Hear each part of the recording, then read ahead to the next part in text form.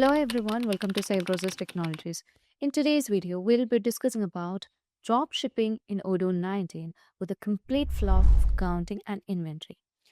So drop shipping in Odoo means you sell a product without keeping it in your own stock, and when a customer places an order, Odoo directly asks the vendor to ship the product to the customer. So drop shipping, you don't need to store the product, vendor ships the product directly to the customers and you act as a middleman. So let's see how the customer places order through a website and how dropshipping happens in Odoo. So let's move on to the inventory module first, and we need to move on to the configuration to enable the feature dropshipping. So once this feature is enabled, this request your vendor to deliver to the customer. Once that's done, you can just find the product that you just need to manage with the dropshipping. As you just enable the feature, it doesn't mean that you will be able to manage the drop shipping for every product. If you want to manage the drop shipping for a product, you have to enable that route under the inventory. Upon moving on to the inventory tab, here you can see that we have enabled the option drop shipping over here. And under the purchase module, not under the purchase module, under the purchase tab, we also just need to designate vendor. Currently, we have multiple vendors such as the Wood Corner as well as Akka Foster. But right now, the vendor will be treated as Wood Corner, as Wood Corner is in the first line. So whenever the customer places the order, the product will be purchasing from the Wood Corner. Once it's done, let's move on to the website and let's see how the customer places order. So let's add the item to the cart and let's move on to view cart. And here you can see that we can just check out or just pay with demo. I'd like to pay with demo and let me make the payment. Once the payment is done, you can find the reference number over here. Let me copy it, and once it's done, you can just move on to the sales module to manage with the rest of the process. So here in the sales module, you can find that we have the order which is recently generated. So let's move on to it. And you can see that the drop shipping is the process of getting the product directly from the vendor and without keeping the stock, we'll be delivering the item.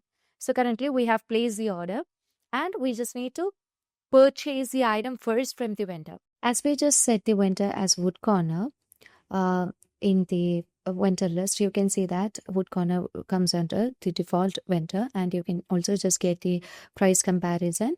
So you can find the price comparison with the previous purchase orders. And let's move on to the purchase order, and here you can find the product and let's confirm the RFQ. So currently it's in the RFQ and we can just confirm the order. The purchase order has been placed over here, and we know we don't need to receive the item and keep the item in the stock as we are just performing the drop shipping.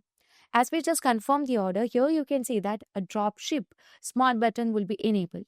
Before that, we just need to consider the bill to manage with the accounting sides, right? So let me print the bill of the purchase order. And we know in Odoo 19, we don't have the option to create the bill separately, but we have the option to print the bill and we can just upload it. Upon choosing the upload bill option, you can just move on to the downloads because we have the bill, and here you would be able to find the bill which is generated, and let's open it. And you can see that the bill is generated with the cabinet with doors and with the account. And if you just move on to the journal, you would be able to find the journal with the prices has been given as 0, and here you can set the quantity and everything. And currently you can find the price, and upon moving on to the journal, you can see the price has been updated and you can just confirm it. So here you can see, as you just try to confirm, you will be getting an invalid operation as we haven't provided the bill date. So it is mandatory to provide the bill date, and afterwards you can just confirm it, and you can see that you have just done with it. And to make the payment, you can just move on with the payment, and let's create the payment over here. So currently it's in payment state, and after reconciliation, the payment will be moving to the bank. Now here you can see that we just need to perform the drop shipping, because as we just move on to the drop ship, here you can see that the item will be taken from the vendor and the operation type is drop shipping, and that will be taken from the vendor, right? So the source location will be treated as a vendor and the destination location is customer side. And you can just validate the process. Upon clicking on validate, you can see that we have just done with the delivery of the item to the customer directly from the vendor to the customer without keeping the item. Upon moving on to the moves, here you can see that it correctly shows from where the item is picked. So you can see that it's been picked from the vendor side and moved to the customer side with one quantity. Now, to complete the accounting side, we just need to perform the creation of the invoices.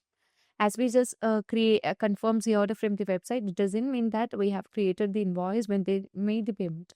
So we just need to create a regular invoice, and I'll be creating a regular invoice. Currently, you can see the regular invoice which has been generated, and the journal also been created. And upon moving on to the journal entries, here you can see the amount and everything. Okay, and let's move on to the invoice lines. As we are not providing any standard price deliveries over here, that will not be calculated. And let me click on the confirm. So before moving on to the confirm, you can find the payment transactions over here. So currently you can see that it's been confirmed, and you can find the reference number, the payments, the amount, the payment method, as well as the provider. So using the demo, we made the payment, and you can see that under the company, this comes under the company. My company is San Francisco, with the provider reference is given over here with the date and everything. And you will be also able to find all other details over here. So if you want to just move on to the invoice, you can just move on. And if you want to just pause the invoice, you can click on confirm, so that you can just pause this. And currently it's in payment state, and after reconciliation, the payment will be moved to the back. So in this case, you can see that we haven't requested the payment. And actually, when we just go with the other process, like directly creating the invoice, and if we just request for the money, we have to, if we want to request for the money, we have to just go with the pay button, right? And then only upon the confirmation or requesting of the payment only, we'll be getting the in payment state.